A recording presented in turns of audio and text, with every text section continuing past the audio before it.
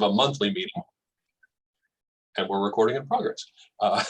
We had a meeting in the library in Durant back during the summer, but this will be our first of our regular monthly meetings during fall and spring.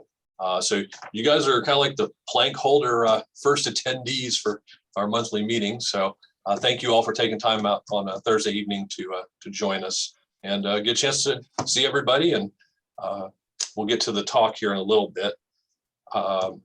Let's see. A couple announcements I wanted to make. Coming up really soon in October, Texoma Audubon is going to be hosting or co-hosting 3 big sit bird counts. This is kind of a national bird count program. It's going to be on Sunday, October 10th.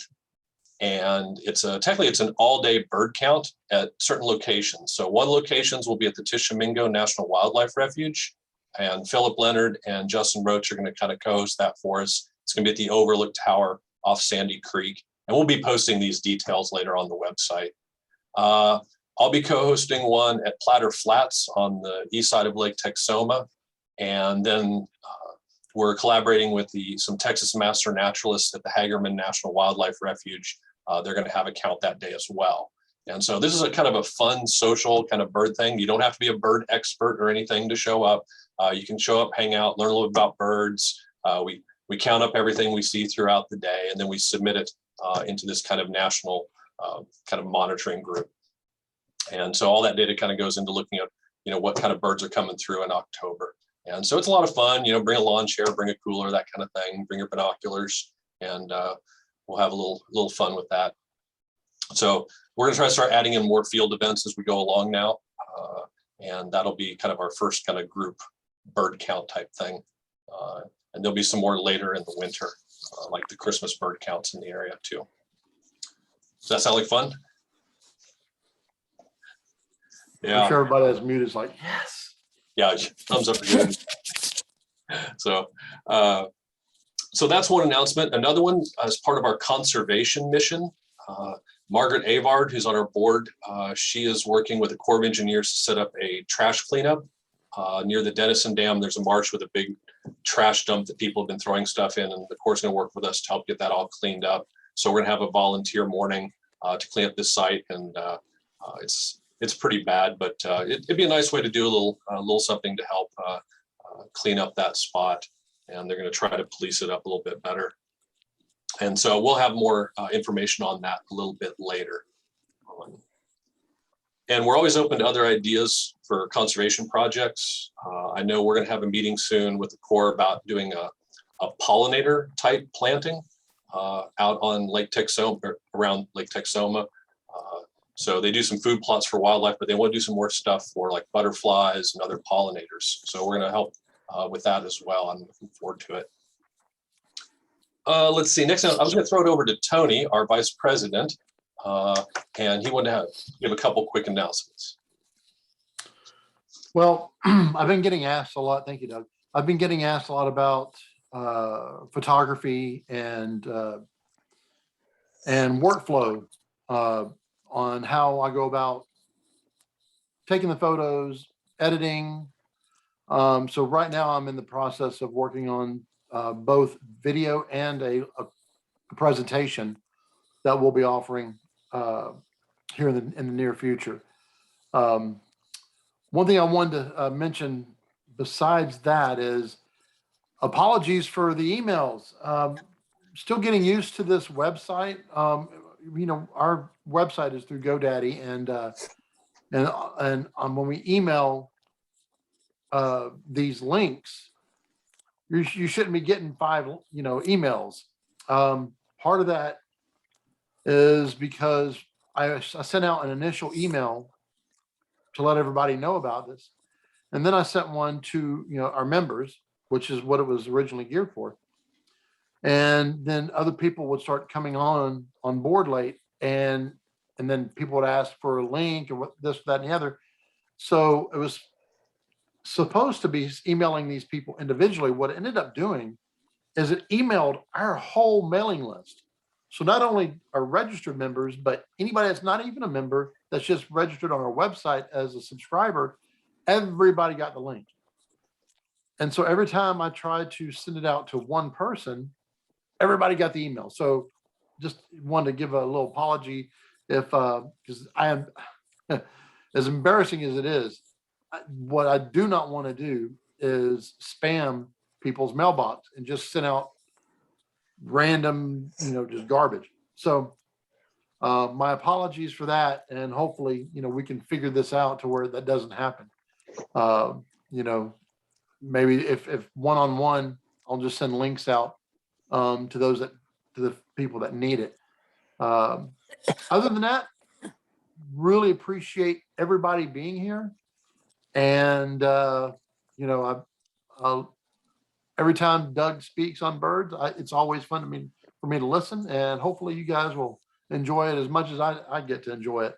So I'm going to turn over to Doug and I guess we get started. Okay, thanks, Tony. Just real quickly, did anybody have any questions about like our chapter or anything, or any sort of questions or concerns I'm wanting to ask? Oh, Doug, I have one. So when I met you and Tony the first time, I had asked for, is there education materials from Audubon that I could use at our booth for my Texas Master Naturalist? So if there is any special access or whatever, if I could get that or see the materials available. And then I think I asked you guys if there's something you want me to pass out at our booth for October 2nd, or then we have the Fannin County Fair. So I could put that, anything that you want up there too. And so if there's something that you just have that I could just print out, even if it's not in color, I'm willing to do that so that, we don't have to drive everywhere and meet everybody or something. Well, Yeah, Christine, sorry, Doug. No, I was just saying, we definitely can get you access and get some of those materials to you. I think I've got work tomorrow, but on the weekend, I think I can get to that and help do that. Okay. And Tony and I can collaborate on getting with you on that. Tony? What I was going to say is I've got a lot of these trifold brochures. I can step away from this, from the camera for a second. I can go grab one and show you, but we have some really nice full color trifold brochures about the size of rat cards. Mhm. And I'll be happy and love to give you some of those. Those are items that you can pass out. Okay. And it gives contact information. It gives, information about us. Okay. Well, I'd Is love that to what- pass it out. I have a whole section of bird stuff that I have, and I can just promote that right there in front. How's that? Okay. And if you would like, depending on when it is and what the schedule is, and if it's something you'd like for me to join you, let me know. Well, Yeah. if you want to come, I will send you an email. I'll let you know details. And if you want to come, we'd be happy to have you. Okay. Yeah, Okay. just give me the information. Okay. And but as far as any kind of information, literature, I've got that here. I'll be more than happy to get you some. And we do have access to some of the Audubon educational materials as well. I think you were asking about that. I think we can find a way to make that happen. They've got quite a bit, so we have to kind of sort through and see what you want, but or what you'd like to use. But sure. Okay, so that's on the list to do. All right, well, I think we'll go ahead and begin. I'd like to ask people to go ahead and mute yourself. That way we miss any extraneous background noise or anything like that. But at the end, we'll have everybody unmute again and we'll have a question and answer session where people have comments, things like that. So I'll just go ahead and do the presentation. And once it's done, we can loop back into to conversation. You can also type a question or something into the chat room, and I'll look at those when we finish up, and we can go back to those questions. Because we do want this to be sort of an interactive experience as well. And we talked about picking a first topic, and first thing I thought was, well, hummingbirds, because everybody likes hummingbirds. And there's a lot of discussion about them as pollinators and the conservation of these types of species. So I thought I'd make a fun first one. They're migrating out right now, but I think it's a timely topic. So what I'm gonna do is I'm gonna share the screen, and there'll be a couple clicks, and I'll ask to make sure that people can see the screen all right.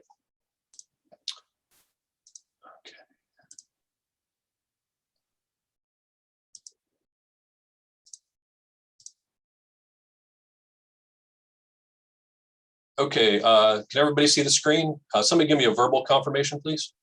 Looks good, Doug. All right, so let's go ahead and start. So I titled the talk, Feathered Pollinators in Our Backyards.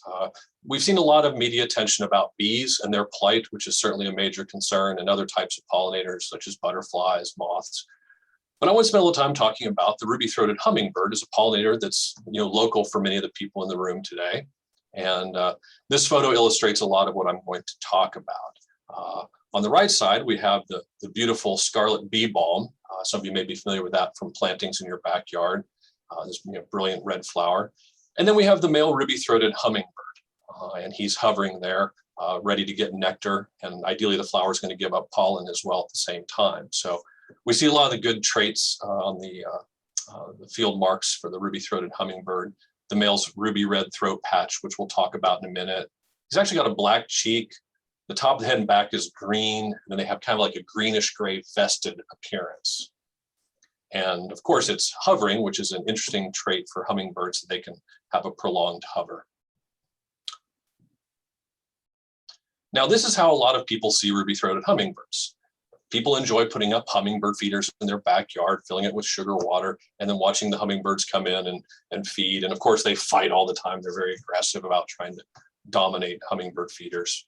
So, people get real excited. They see the male ruby throat here. You see that brilliant ruby color there and the black cheek patch. You kind of see the nice iridescent green back, almost like a metallic sheen, and then the whitish gray on the breast, his vest. These two over here, females or juveniles, they look very similar in their plumages. So they will be greenish on the back and pale underneath, but they lack the throat patch of the male. So let's dive into their identification just a little bit more here. On the right, we have a male ruby-throated hummingbird, and he's got this kind of typical tubular ruby-throated hummingbird bill for getting down into the flowers. We see again, the top of the head is kind of a greenish dark coloration, and that carries down the back. He's got the black cheek, or it's also known technically as an auricular patch behind and below the ear. We got the ruby red throat, and technically this is called a gorget, or gorget, some people call it that. But it's a really unusual kind of color patterning. And the red is due to light scattering hitting certain types of cells in those feathers. So with a flat light, the throat will look black, but from a side angle light, it will glow this ruby red. So it depends on how the light hits these melanistic cells inside the feathers. So some people say, well, I saw a hummingbird, but it looked all like it had a black head. What that is, it's just the light hitting the gorget patch at a flat angle and reflecting black instead of the bright red. So even just them tilting their head a little bit can alter their appearance. We see the vested look right here, like he's got a vest on each side. Also, it's really interesting in this photo to look at the wing. If you look at the outer primary feathers, these outermost feathers, you notice they're very degraded. So this bird's had these feathers for quite a while and they're wearing down. It needs to molt and replace them. And that's what's happening with these inner secondary feathers. So it's actually lost these feathers and now it's growing them back in, and they'll grow farther out this way. And you can actually see where one's just starting to grow in during the molt phase. So they have to replace their feathers a couple times a year due to wear and tear and before migration. Now, if we look at the female on the other side, she has the same bill. The top of her head's more of a grayish color, as is her cheek patch or auricular patch versus black in the male. She still has the greenish down the back, similar to the male, but underneath she's this kind of dull white and almost like grayish off-white. So they're pretty readily distinguishable from each other. And juveniles, females, look just like the adult females. So they're really hard to separate apart in late summer, early fall. So let's go a little bit more into the characteristics. Here we see a male ruby-throated hummingbird hovering. Their total length from the tip of the bill to the tip of the tail is only about 3.5 inches. So it's a very small bird.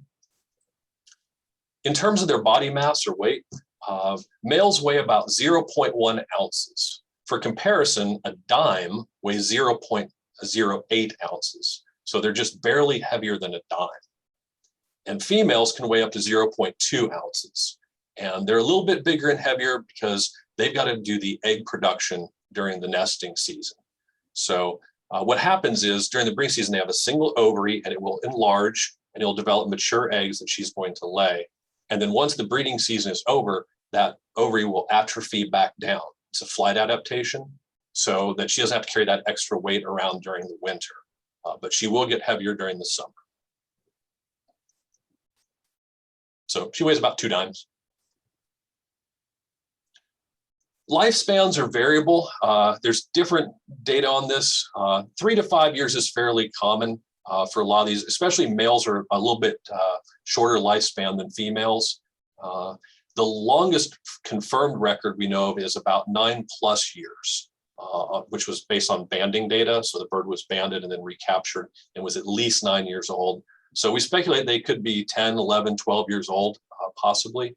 Even though they have this hyper-frenetic lifestyle, they still have a fairly long lifespan comparable to other birds a little bit bigger than that. They've used high-speed videography to record the wing beats and found that ruby throats can beat their wings up to 53 times per second, which is an astounding number. And it creates that distinctive hum when they're flying or hovering, especially, you can tell. So it's just a remarkable ability, but it requires lots of energy to maintain that behavior.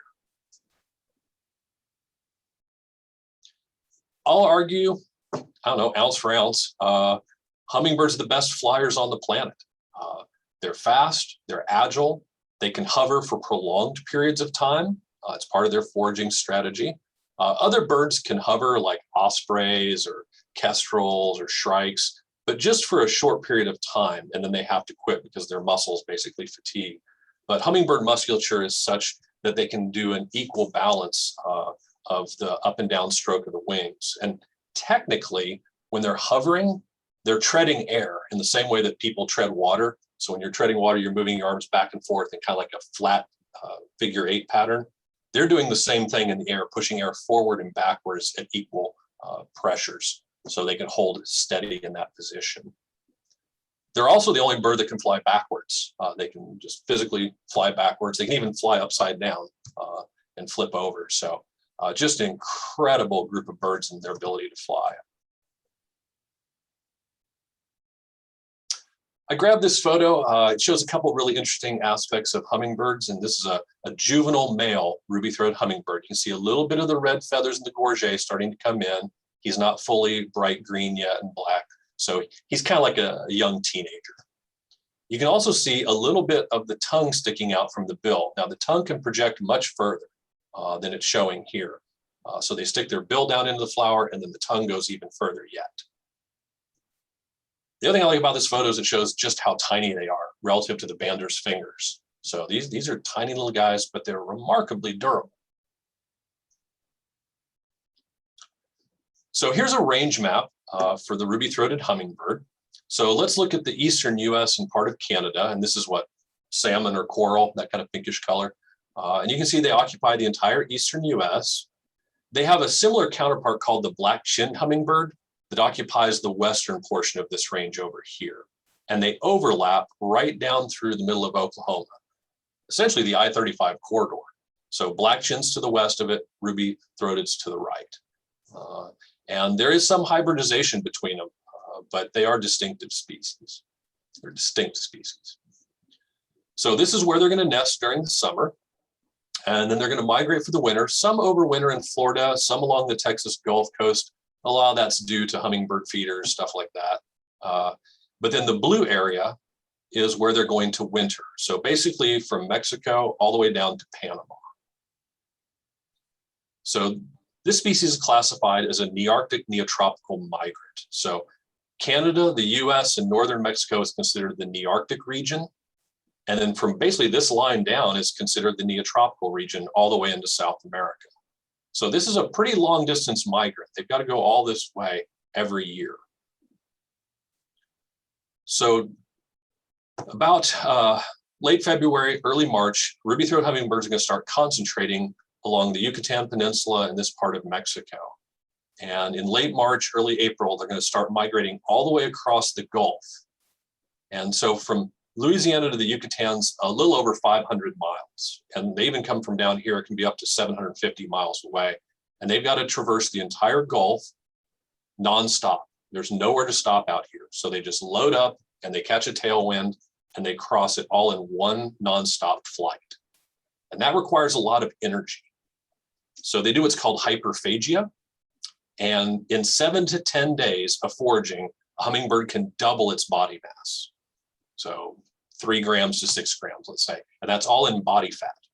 And bird fat's a little bit different than mammalian fat. It's more soluble in water. It breaks down easier and builds up easier, but it's still remarkable. You can double your body mass in 7 to 10 days. And in this long nonstop flight, they're going to burn all of that off. And they've clocked them. It takes them between 18 and 22 hours to make that flight, especially if they have a good tailwind. That allows them to save a little bit of energy as they go. I kind of compare it to the equivalent of running about 5 marathons back to back to back to back to back to back, burn off half your body weight and do it again 10 days later. So it's a remarkable physiological accomplishment, not to mention navigational. So they're pretty tired by the time they get there. So now the hummingbirds arrive on the Gulf Coast, Texas, Louisiana, Mississippi, Alabama, so forth, and they need stopover sites to refuel and rest. So they're gonna have to rebuild their body fat, get their energy level back up, and rest their muscles some after they get back.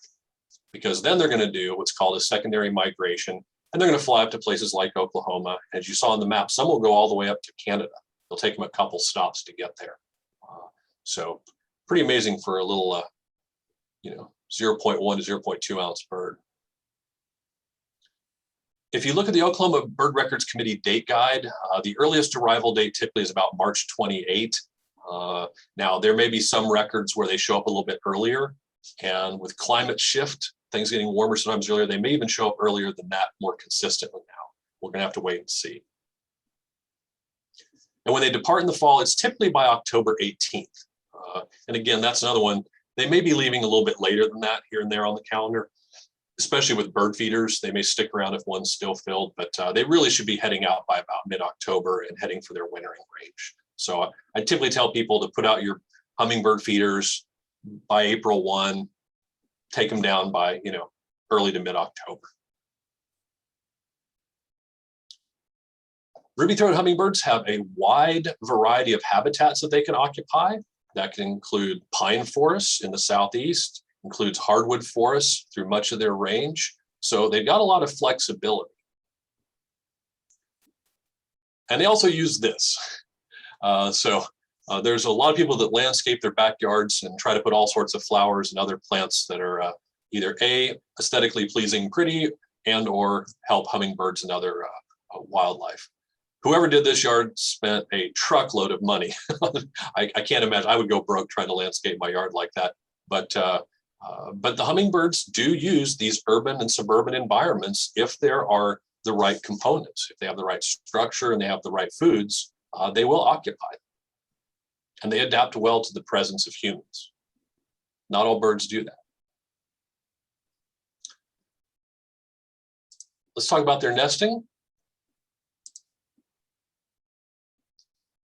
You can see the nest up here. The base of the nest, they start using thistle and dandelion, which for you botany types, that's in the family Asteraceae. So they'll go out and the female will gather up this material and start building the base of the nest.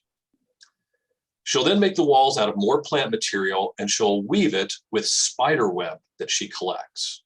And the spider web, because of its adhesive properties, will help keep the nest shape together.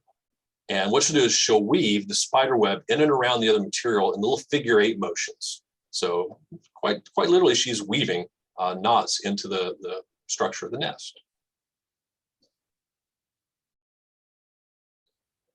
And then they camouflage the exterior with the lichens that you see here on the outside of the nest to make it blend in with the green leafy vegetation. And if you think about the back of a female ruby-throated hummingbird is also green. So she's gonna look like a little green blob sitting on a branch. A predator might just pass right on by and not even notice them because the camouflage is so good. The diameter of the nest at the top is about 2 inches wide. That's about the width of a Coke can. And then the depth is up to about 1.2 inches. So it's still a pretty small nest. I mean, it's quite tiny. So here's a bird's eye view looking down on it. You got the 2 eggs, you got all the downy material in here with the spider web, and then these lichens attached to the outside for camouflage. And here's a photo of a female feeding 2 nestlings. Again, you can see the nest here. And even the new feather growth on the chicks, these are called pin feathers, even they're somewhat camouflaging. As long as the chicks hold still, they're not going to be noticed. Now, if they're begging and making all sorts of racket, yeah, they might attract attention from predators, and the mother has to defend them. But a nice example of showing her feeding the chicks by putting her bill down into the throat. All right, so let's talk about their relationship with flowering plants. And here's our scarlet bee balm again. And then over here, we have trumpet creeper or trumpet ivy. It's a very well-known plant. A lot of you may have it in your yards. And you can see the bright red and orange colors to attract in hummingbirds and other pollinators.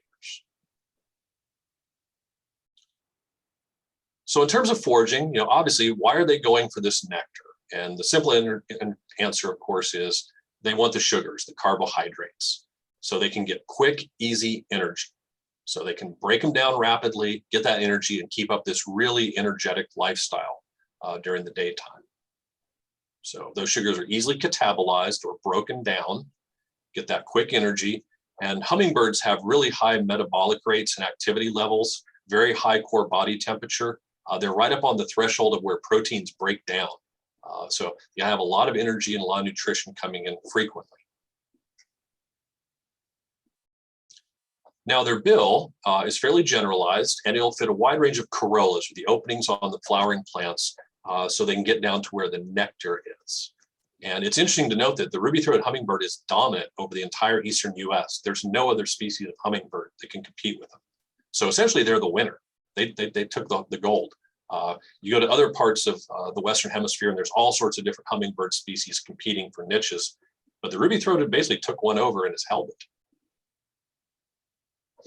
So the bill's going to get down and try to get to what's called the nectaries. And this is where the plant is going to be producing these sugars in the form of nectar. It's just sugar water. That's going to be a reward for these hummingbirds coming to them.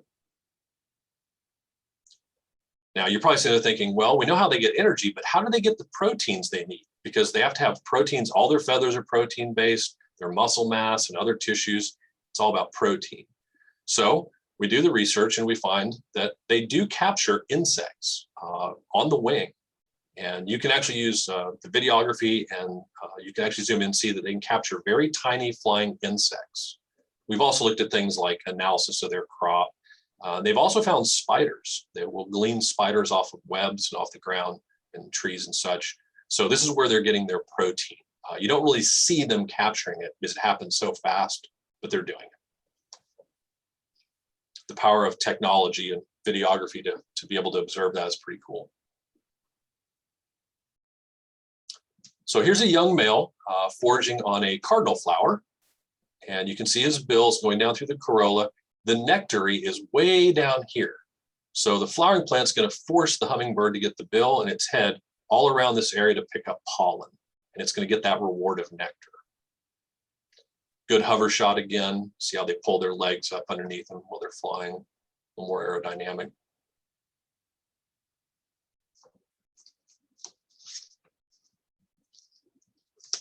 So this is a photo. I believe this is Tony Goza's photo of a hummingbird foraging on Turk's cap, which is a popular planting in people's yards as well. And you can see that this hummingbird has its bill all the way down in to try to get to that nectar.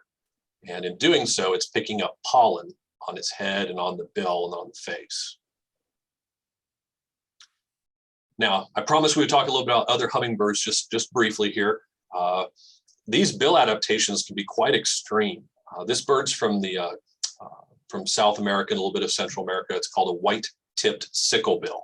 So they have a little white tip on their tail, and they have this tremendously decurved bill.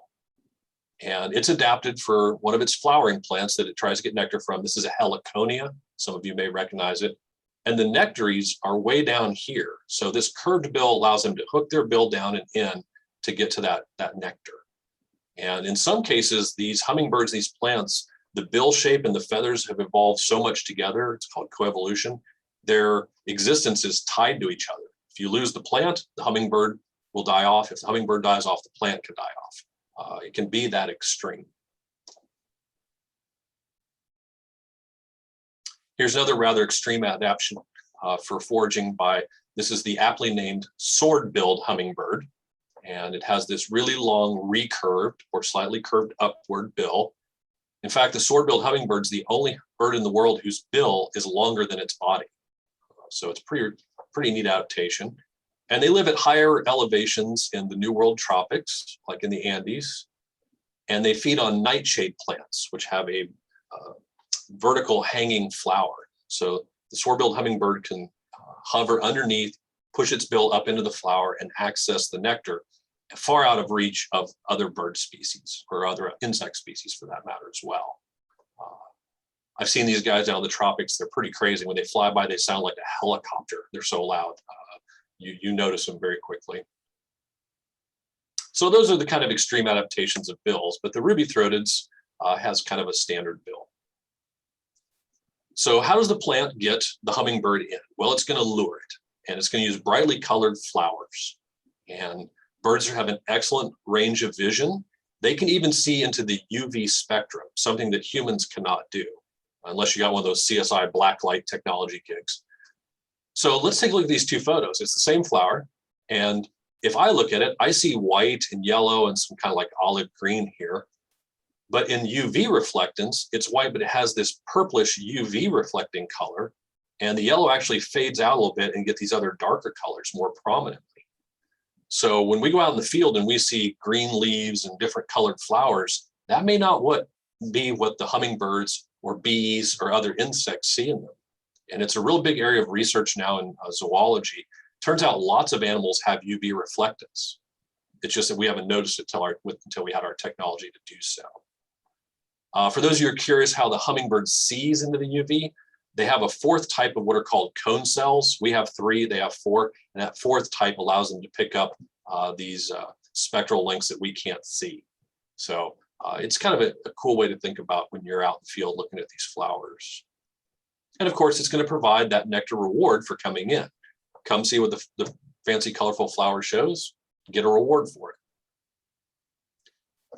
So we know the hummingbird's going to get the nectar and the sugar and the energy. So a plant like this coral bean, which hummingbirds use as well, is basically asking, so what's in it for me? And the simple answer is gene flow. All right, that pollen is our gametes that they're going to move to other flowers as the hummingbird flies around and provide cross-pollination. So maybe not so much eHarmony, maybe more like H-harmony. Bad jokes happen in these talks, you're just gonna have to roll with it. But check out this photo from Tony. Here's those Turk's caps again. Look at all the gold on top of the crown here and on the throat. That's all pollen. Okay, that's not feather color, that's all accumulated grains of pollen. So as it goes from flower to flower, plant to plant in its territory, it's gonna be moving all these pollens around and cross-fertilizing these plants that get good gene flow. And the better gene flow and diversity you have, the more likely that species is going to remain healthy and adapted to its environment. So just to put a fine touch on it, pollination is a form of mutualism for hummingbirds and their flowering plants. So mutualism is just what it implies. It's 2 species that mutually benefit from their relationship. It has to be a win-win scenario. So for the hummer, it gets the nectar, it gets energy. That's its reward. And the flowering plant benefits by getting gene flow. Both parties benefit. It's going to be strongly positively reinforced until it becomes a habitual behavior, in fact, genetically embedded behavior. And as I mentioned on a previous slide, sometimes it gets to the point they co-evolve so much that they're in a symbiotic relationship, they can't even survive without each other. And that's going to be a conservation issue. You know, we want to make sure we protect the plants and the hummingbirds. They did one study on ruby-throated hummingbirds, and they found that they can transfer up to 10 times more pollen in a season than bees do. They pick up so much of it, and they're so energetic, and they move around so much, they transfer a huge amount of pollen. So they're not to be underestimated as a pollinator. Another study reviewed all the plants in the Western Hemisphere that rely on hummingbirds and found approximately 8,000 plant species that need hummingbirds for their pollination, or at least a significant part of it. That's an astounding number. We've got to protect these pollinators. So to me, this is a conservation issue, not just an interesting biological relationship. So a couple more. This is also that same bird from earlier, I believe. You see all that pollen on the throat and on the head. Another neat photo here with the Turk's cap. You see this male hummingbird. In fact, his dark head, you can actually see all the gold interspersed in it. And he's got his head all the way down into the flower there. In fact, they're so good at delivering pollen, probably Jeff Bezos from Amazon is going to contract them out now for delivery, like Hummingbird Prime. Tell you the jokes would be bad. All right, so let's think about this. What can we do to help hummingbirds? Whether this is in your backyard or a community garden or landscape at businesses, things like this, we can help them out. So the first thing you want to do is try to make sure you plant and protect native flowering plants. And second, third, fourth, fifth is plant and protect native flowering plants. These are the species they evolved with and have relationships with. So anytime we can provide that, we know we're going to directly benefit them. It doesn't mean they can't use ornamentals, but anytime we can get those native plant communities going, even in small plots, it's helpful. So we try to plant these and protect these whenever possible. And I recognize it's not always possible to go out and find the native plants and encourage them, et cetera, but it's certainly there. And there are websites out there, like the Oklahoma Native Plant Society and others, that actually have lists of plants that you can plant. And a lot of times they'll even have seeds that they can provide for either minimal cost, and sometimes they actually give away native seeds as well. I made a 2-column list here of some of the key flowering plant species that ruby-throated hummingbirds are known to use frequently. And I'll just kind of rattle them off here. But trumpet creeper, we looked at a photo of that earlier. Red buckeye, red morning glory, the scarlet bee balm we looked at. I showed you a slide there of the young male on a cardinal flower. Fire pink, coral bean I showed you, jewel weeds, some touch-me-nots, columbines, bergamots, even Indian paintbrush. They'll forage on those. Honeysuckles are very popular with hummingbirds as well. Catchfly, crossvine, trumpet flowers. There's a wide variety here that you can encourage, plant, and provide for them depending on the season and type of flowering plant.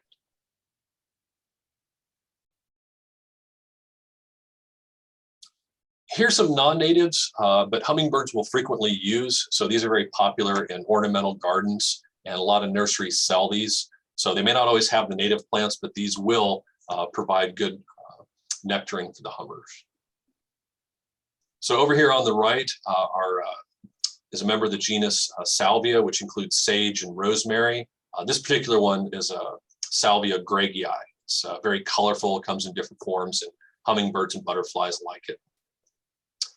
Justicia, that's water willow. Over here on the left, we have agastache. These are the hummingbird mints. All these little flowers, hummingbirds will stop and check all of them and get little drinks from each flower. Cufia, or cigar plants, is another one that's planted a lot. See, Christine's posted a link in the chat room for the Native Plant Society of Texas also. Also, I saw that there's a question there about, can the hummingbirds glide with their wings, or do they have to keep moving? I think that question is relating to migration probably. And yeah, they can glide, especially if they've got a tailwind. But we think that they basically keep flapping their wings a significant percentage of the time. We can come back to that in the Q&A. I can add a little bit more there.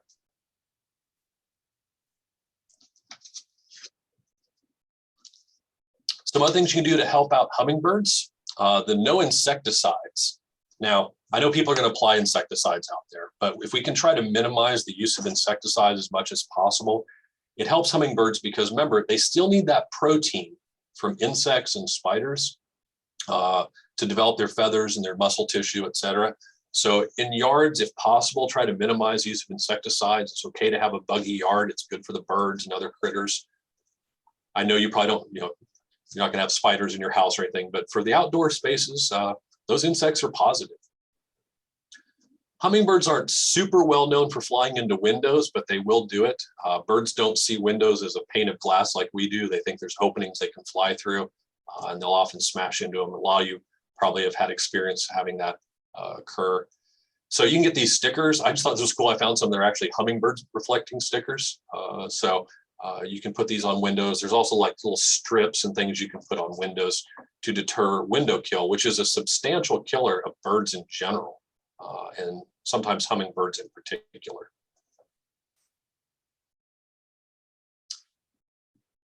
I put in a slide here about the hummingbird feeders. This is a typical hummingbird feeder you see out a lot. There's lots of different kinds, but a couple things to note. Yeah, it's nice to have the colors on them, the red with the little yellow things. It definitely gets their attention. These hummingbirds figure it out really quick. And you see the sugar water here. And notice there's no dye. You don't need to put any dyes in it. It doesn't have to be colorful to attract the hummingbirds. They'll see these colors like this and they'll find it very quickly. There's some concern the dyes might be a problem for them. I don't know if the research is really there that backs it up one way or the other. I'm just saying, why bother? It's just one more thing you have to buy and put in. You don't really need to. As far as the ratio, the experts recommend a 1-to-4 ratio. So a cup of sugar to 4 cups of water. It used to be a 1-to-3 ratio. And they found that the sugar content was too high compared to the plant's nectar that they're supposed to be foraging on. So we were giving them basically type 2 diabetes. I'm sort of tongue-in-cheeking that, but in reality though, we would like that percentage of the sugar to be similar to what's in the native flowering plants. So they're getting just the right proportion. And this may sound like a bit of a soapbox, but a lot of the internet search engines with their algorithms, there have been so many hits on the 1-to-3 ratio. A lot of times you'll see sites still saying 1-to-3, but 1-to-4 is actually better. It's more diluted. You should also clean your feeders frequently. They can build up bacteria and other nasties in there. When we get to the heat of the summer, and which for Oklahoma is a lot in the summer, daily, every other day, you should be taking down these feeders, clean them out real well, dry them out, and then refill them. I know a lot of people will buy a couple feeders and they'll trade them out. So they've got one washing and drying out while the other is outside, or multiples if you do that. But you do need to clean them frequently. Don't just put them up and leave them up without maintenance.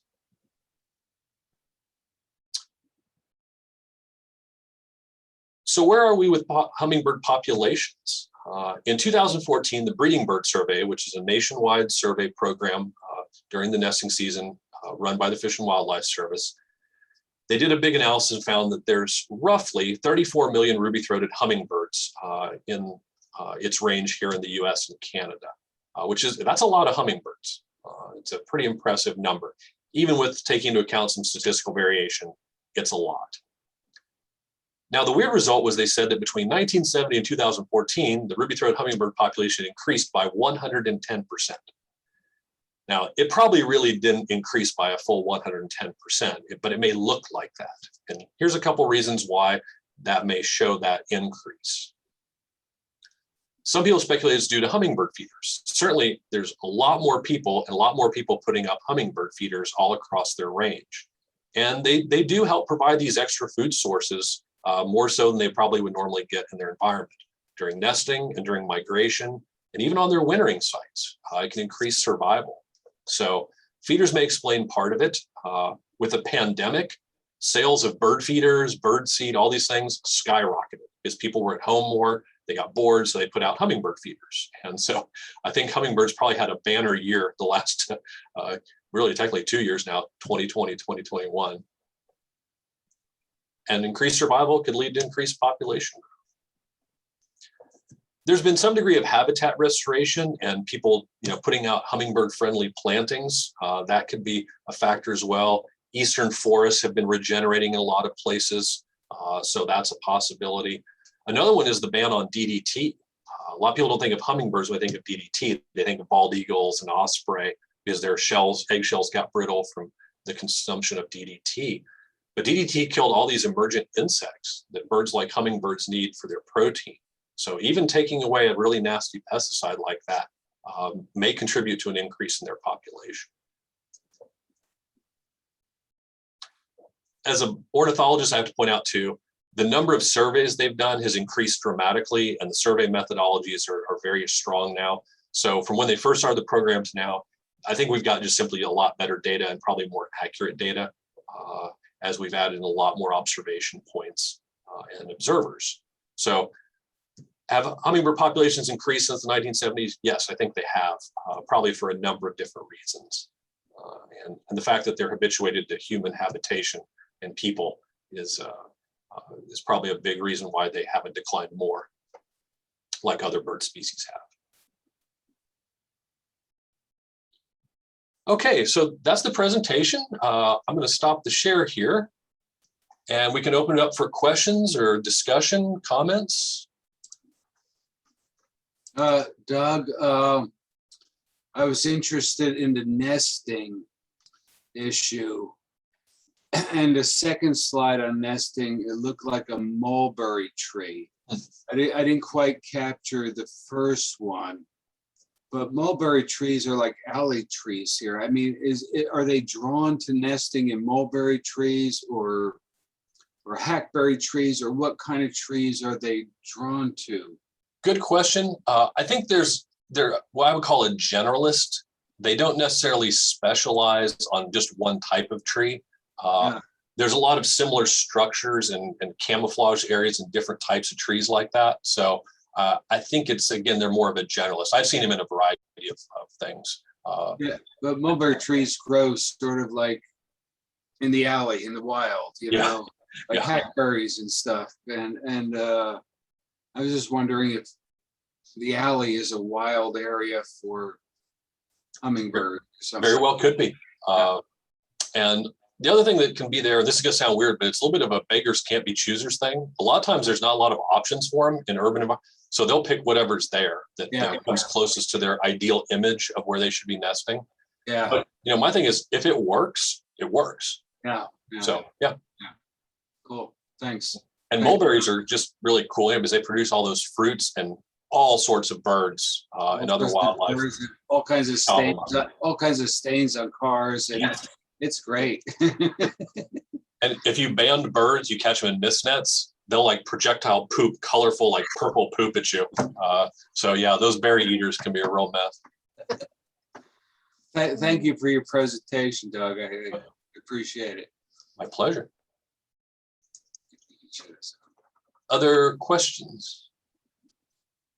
I don't know if Britt's still logged in the room or not. There was a question in the chat about whether hummingbirds glide while they're flying, and we found that some birds can glide. Especially if they got that tailwind, they essentially surf it. And if they run into a headwind, they're in big trouble. They've got to power through it with flight. Here's another little weird tidbit that I don't know if people know this or not, but we've learned that birds, while flying, can sleep in one half of their brain and the other half is awake. So they're flying along, they can turn off the left side of their brain, shut down, go into sleep mode, and the right side is still awake and able to maintain physiology, flight, etc. And then a while later, they'll switch them. And so they can do this. So some birds, even though they do a full 1 day flight, or like birds that fly from Alaska, New Zealand, they fly 7 to 8 days nonstop over the Pacific. They can sleep while they're flying. I would like to master this trick where I could sleep and walk at the same time without, causing severe damage to myself or something like that. Freshmen can do that. Especially they spent too much time partying the night before, probably trying to half sleep, half take notes through a class. Notes, that's an idea. I have one question for the body. Why does a hummingbird hum? Because he doesn't know the words. Womp, womp, womp. And Dr. Walker is a music professor, so she's got her joke loaded up there. I have a question. I keep losing the internet, so I'm gonna try to go fast. So in a training I've had previously from Texas Parks and Wildlife, and sorry guys, I'm in Oklahoma, I'm in Texas, so but they would say that different hummingbirds prefer to nest in taller, like a cardinal might nest in a tree or a bush that's a foot or two off the ground, but that hummingbirds prefer to go higher. Do you know anything about that? Or yeah, I'd call them a mid canopy and up bird. You don't really see them nesting real low to the ground, like in shrubs, typically. Yeah. But, that's, mid-canopy can be 10, 15 feet off the ground all the way up to upper, they could be 50, 60, 70 feet off the ground in the mature Okay. trees. So, And then, well, and this question, I guess, still goes with that. I was just wondering, I have a tree that I put the hummingbird feeders in and I try to, move them around, put multiple ones. Would they ever nest in that same tree or would they go farther away? I just typically, wondered, I've 'cause- seen them nest away from feeders, but I wouldn't swear that they wouldn't nest in that tree. They very well may be. Just have to keep an eye out. Yeah, I don't know. There's so many in that tree. I'm just like, are they nesting up there too? Just thinking about it. Yeah, a lot of times they just roost near the hummingbird feeders because they're so defensive and protective. They think they can all monopolize it because a hummingbird feeder is like winning the lottery. Most of the Mhm. flowers are getting just a couple little sips of nectar, and here's this thing full of nectar. They're willing to go duke it out over these hummingbird feeders. So they may just be roosting there, but the general theory in wildlife is you don't really want to nest too close to where you eat because it's going to attract Yeah. predators, all that activity. So I think they tend to move away a little bit and find a safer zone. And especially females, the males may roost near the feeder to try to protect it, but females are going to move farther away to find those nest sites. Okay, thank you. I have a question about the feeders. Since they can hover, is it better to have one with or without the perch, or does that make any difference? Personally, I don't think it makes any difference. In the wild, usually they hover and they don't land because usually the flowers don't have much to land on below them. So I don't think you have to have the perches, but if you've got them, I've seen them land on them all the time and they'll just plunk down, put an anchor in and just guzzle for a while sometimes, and then they'll take off. So I think you're good either way. Doug, how often do they feed? Yes. Nonstop, seemingly. They will take short breaks where they'll fill up their crop full of nectar, and then they'll go sit and they'll digest that down, and then they'll go back for another feeding spell. So it's pretty frequent because that high metabolic rate, they have to keep doing it. And I'm going to link Tony's question to Matt's question in the chat. He asked to talk about torpor. If you're not familiar with torpor is like hibernation, short-term hibernation. This isn't, polar bears going down for months for the winter, but hummingbirds basically do a nightly mini hibernation. And it's driven by that need to get energy frequently. If they can't forage constantly, they really have to shut down. So they'll go perch on a tree and their whole body will shut down just like a hibernating bear. Their body temperature will plummet, their physiology slows way down, and they're just conserving the energy they've got for the night. And then in the morning, when the sun comes up, they start to warm up from the sun, and they have to kind of rouse themselves out of this torpor state and go immediately to start feeding. So they're going to hit flowers, hit feeders as quickly as possible to, bump up that energy level again. And so they do that every day and every night.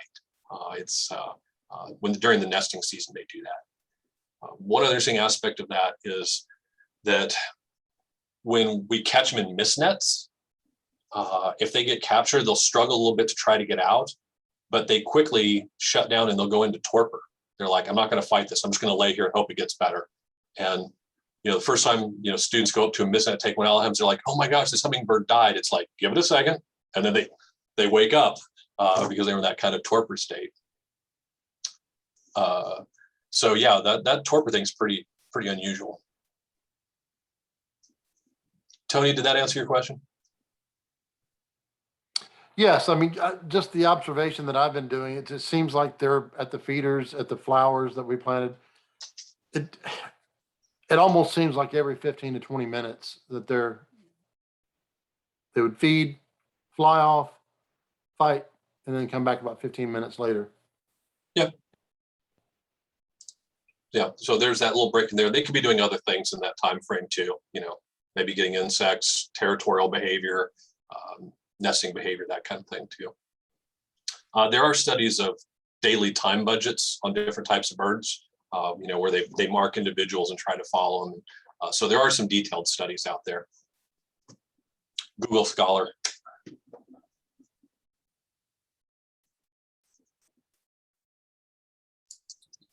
Doug, a little while ago, several months, you were talking about the mating instinct of the hummingbird and how the bird flies vertically and then up and down. And then we were up at Stillwater and we saw around trumpeter plants, you know, the birds flying up and down. Can you talk a little bit about their mating process? Sure. Males do a display. It's often called a horseshoe display. They'll fly in like a U shape when they see a female, and the frequency and the way that he performs this display, along with there's other displays beyond that too, but that's one that's often noticeable. And the female will assess the male based on his flight characteristics and how bright his ruby throat patch is, things like this to assess his genetic fitness. And males often have to repeat these over and over and over and over and over and over, periodically throughout the mate attraction phase. But once they form a pair bond, they'll get together, they'll nest. To answer Christine's question as a follow-up, male ruby-throated hummingbirds don't typically feed their young. It's the female raises the offspring. The male holds the territory, kind of does some defense, but they usually don't feed chicks. And they vocalize. I should point that too. They'll make these little vocalizations, and that's also part of the courtship display. When they feed the chicks, do they feed just nectar or do they also feed the protein items? They also feed the protein. It's almost impossible to see the actual transfer as they put their bill down in, but they've looked in the crops of the chicks and stuff, and they find little insects in there. So the females are providing that protein also. And they have to provide it pretty quickly. As soon as they hatch out, these chicks are basically, it's called altricial.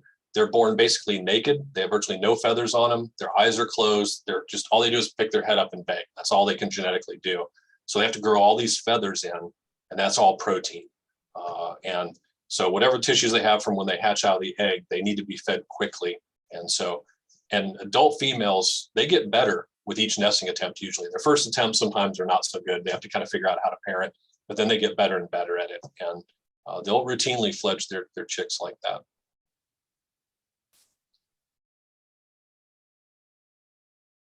They're utterly fascinating group of birds. There's over 300 species of hummingbirds in the Western Hemisphere. And like there's the giant hummingbird is like 7+ inches long. Like we're talking about this huge hummingbird that lives up in the mountains in the tropics. Then you have like the bee hummingbird of Cuba, which is about this big. I've seen them in Cuba. They're teeny tiny. They look like little bumblebees. That's kind of where the name comes from. And they're just very tiny. And everywhere in between. So some have dramatic tail feathers, all sorts of wild colors, and some are very dull. There's one called the somber hummingbird. It's very dull. How often do they lay eggs? How many offspring do they have? Females usually lay 2 eggs. I've occasionally seen a nest with like 3 eggs in it, but 2 seems to be the common clutch size here. And that's probably a limitation of their energy level, things like that, versus like, let's say a wood duck or a turkey, which can lay, 10, 12 eggs. Size of the eggs, very tiny. The nest is only 1.2 inches deep and 2 inches across. So to get 2 eggs in there, they're pretty tiny. I don't know the exact measurements, but they're very small. Doug, I've had people ask me, how many clutches do they have a year? Good question. 1 is obviously the common. 2 is often accomplished. So where we live, our latitude, you can get 2 nests in.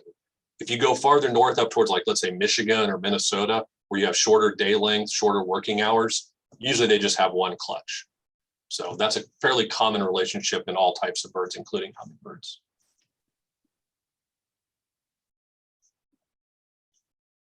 One note I'll throw out there, I posted this on our Facebook page a little while back, but the ruby-throated hummingbird is the normal species that we have around here. If you go a little bit west of I-35, you start picking up those black-chinned hummingbirds, and they've got a black and purple gorget patch rather than red. The other hummingbird that comes to our area in fall migration is called the rufous hummingbird. And there was actually one posted near Cartwright recently. It's a Western species, but they sometimes drift across our area in September and October. So keep an eye out if you're around feeders or whatever, and you see this one, it's just Google rufous hummingbird. You'll see it's this brilliant kind of reddish orange hummingbird. And usually every fall we get a couple straggle through here. It's a really neat one if you get one, get a photo or get a video of it. It's pretty special to see one. If you want to see a lot of hummingbirds in the US, you got to go to Arizona. So Arizona has like 15, 16 species of hummingbirds, some of which are there pretty much year round. Others migrate into there from farther south, but they have tremendous diversity down in like the Chiricahua Mountains, the Huachuca Mountains, and the desert there. So you can get a lot more species, but for the Eastern US, it's the ruby-throated. What's their natural or the most severe predator or the threats? What are the threats? Good question. For the adults, which are capable of full flight and everything, surprisingly not much. There's a hawk called the sharp-shinned hawk. You guys may be familiar with sharp-shinned hawks. They're a small bird hunting specialist, and they've been known to pick off adults, especially when they're perched. At dawn and dusk, the eastern screech owl has been documented to take ruby-throated hummingbirds. So they catch them when they're first waking up or getting warm. See Christine putting in praying mantis have been known to capture them. They've been caught in spider webs sometimes. Probably one of the, two crazy examples I've seen. One, roadrunners. I've seen roadrunners that have sit underneath people's like hummingbird feeders, and they'll suddenly just leap up and grab one. Roadrunners are badasses. I'll just point blank say it. They are just like unbelievably cool that they can pull that off to catch one. That's eastern kingbird. That's certainly there. I've seen scarlet tanager has been documented to capture. Scarlet tanagers are brilliant ruby red, and they think that the hummingbirds came up to investigate it as either like a flower or a super response to that color. And then, to some of these birds, it's just a large insect. That's how they see it. They don't necessarily know it's a bird or an insect, but the silhouette's basically the same. It's about the right size, so they just grab it. To answer the other part of the question, you have the nesting phase. The female and the nestlings are highly vulnerable. Things like arboreal snakes, like western rat snake and others that climb trees, they can sometimes smell the birds and the chicks, and they can hone in on it that way. Mammalian predators would include things like raccoons at night. There's several other mammals that are also capable of taking hummingbirds, but they got to find them. That teeny little nest, you got to get pretty lucky on it. So the fact that there's so many hummingbirds seems to indicate that their nest success is pretty high. To keep population of 34 million going, you got to have a lot of successful nests. So predation's normal. It's part of the process.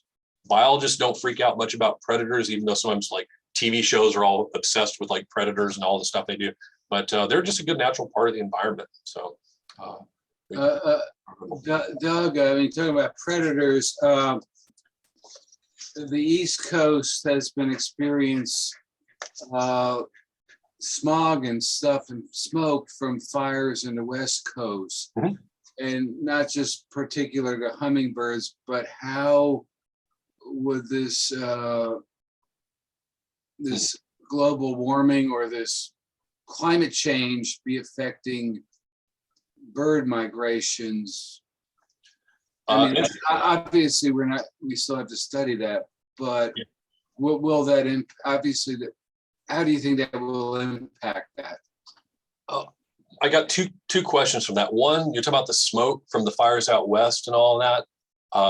And moving across the country, yeah. Yeah, that, don't know. Certainly, it's not good to have all that extra particulates and stuff that, at a high level that, that's not a normal event for these birds. I don't think it's going to have any severe, dramatic, immediate impacts on them. Long-term, maybe more so, if that continues. For the hummingbirds out in the Western US with those fires, though, fires are normal, but right now they're extremely not normal. Those forests are supposed to burn, but what's happened is there's all this fuel built up over the years. And so they're having these massive fires that are not typical. And so that's wiping out a lot of habitat all at once. So that hurts the nesting of those species. So I'd be worried about the Western nesting hummingbirds more so than the Eastern ones. The second part of your question about climate shift and climate change, definitely there are studies in progress looking at all this sort of thing. The climate models show most of the ruby-throated hummingbirds range getting warmer and to some extent drier, depending upon where you are longitudinally. That might affect things like certain flower species may not be as successful, insect production may not be as high. is when it's lusher, greener, and maybe a little cooler. Not 100% answer on that one. Right, right. Yeah. The other thing is phenology, the sequence by which they do things, that is affected by climate change, no doubt. That's why I kind of teased in the migration window. The early arrival date's March 28th, but if the models show it getting warmer earlier, they're going to start showing up earlier. They're more tuned to those climate shifts at a very sensitive level than we are with central air, hopefully. But then what happens when we get hit by abnormal freeze as we did last year? Yeah, that's the rubber band snapping back once in a while. And that can affect things like insect production. Yeah. For that 1 year. But if you have, 5, 6, 7 good years in a row and one bad year, you're still on the net positive side. All right. But I think the bigger concern for us is things like, can the plants shift with the climate that quickly? I tell my students all the time, anthropogenic climate change, it's a problem, not because the temperature changes, but because it's too fast. These changes usually happen over tens of thousands, sometimes hundreds of thousand plus years. We did it in 150. That's way too fast for plants and animals to adapt. Some can, and they'll be fine. Others, not so much. Yeah. So, yeah, that's a really good question. How will it affect migration timing and insect emergence? Are those all going to stay synchronized, or is that going to get out of whack? We don't really know yet. We're still kind of early on, so we're going to be cautious on that. At least I tend to be. Yeah, I hear you. Thank you. One weird thing to add on to that is the models for Oklahoma are pretty clear. It's going to get hotter and drier. We already have issues with water and everything else. But the habitat shift in Southwest Oklahoma is going to be more like Arizona, New Mexico, and West Texas. So interestingly, we might start picking up hummingbirds in 50 to 100 years routinely that normally would never be here. They would be hundreds of miles to the southwest, but the habitat's already shifting that way. We're already seeing it, whether people believe it or not. The plants and animals know it's happening, so they've got to try to shift and adapt with it. So we'll see what happens. Yeah, thank you. And other species we used to have are moving out to the north from us. There are bird species that when I first moved to Oklahoma were fairly routine in winter. We hardly ever see them anymore. And now we're seeing new species like white-winged doves, minka doves, other stuff coming up from the south that weren't here 20 years ago. But they're shifting with that, just like the hummingbirds will. Are the hummingbirds pretty prominent, like in areas like, say, upstate New York or the other parts of the Northeast? I'm sorry, one more time, Tony?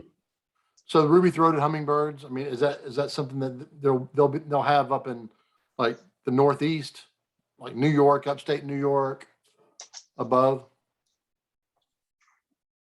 I guess I'm missing the question. You said that you're talking about hummingbirds in the Northeast. What specific? I mean, I said, are they pretty prominent as well up in the Northeast of the United States? Yeah. I mean, you can go on to like Cornell's website or eBird, and they actually have abundance maps that plots out like the density based on counts.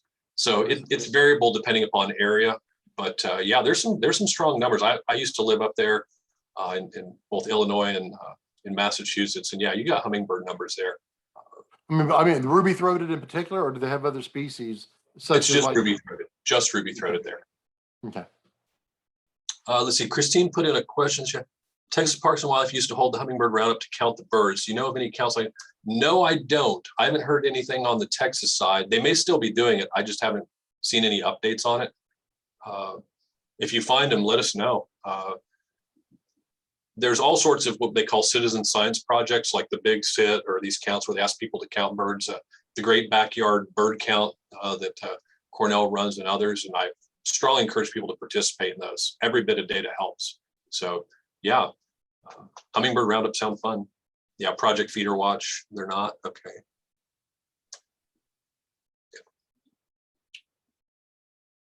Let's see. When we get back to some face-to-face events, I've got a few specimens in the teaching collection at Southeastern of hummingbirds. And you can actually see the different, plumages. And this is a really crazy, weird one, but they found one on the roof of one of the aviation buildings that got stuck in an air vent, and it perfectly mummified with its wings open. And like it was in flight and just was basically mummified in flight. It got its bill stuck in the intake for the air system. And it looks like I did this really cool taxidermy mount, but it's a purely a coincidence of nature that it came out that way. The guys at aviation are like, you got to come over and look at this. I was like, what? So I grabbed it. Yeah. All right, I think we've gone to about 8:15 here. I don't mind answering more questions, but I realize we told people the meeting would be about an hour or so. So, people are welcome to come and go as they like. But thank you everyone for attending the presentation. Hopefully we had a really good question here with the Q&A discussion. Thanks, Catherine.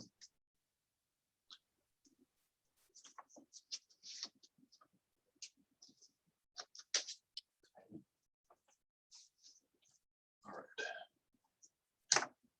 Okay. Any other questions, comments? Good job, Doug. Very Thanks, Randy. nicely done. Good job, Tony. Nicely done. I enjoyed it. Tell Jerry, good job too. Good job, Jerry. Jerry. She's been taking minutes. Yes, good luck with that. And I can't believe that Randy's wearing a Grateful Dead t-shirt. I had no idea he was a fan. It's I know. Grateful Dad. Grateful Dad. Oh, I'm sorry. I wish you could have seen what he did whenever he brought the chair inside he went out to the balcony, got a chair, brought it in here to the office, knocked everything off of the desk. He just hit it and hit I had been going through our paperwork, trying to file things. I have to start over. Old enough kind of shop. I know, but I laughed. It was funny because he was like trying to catch it all.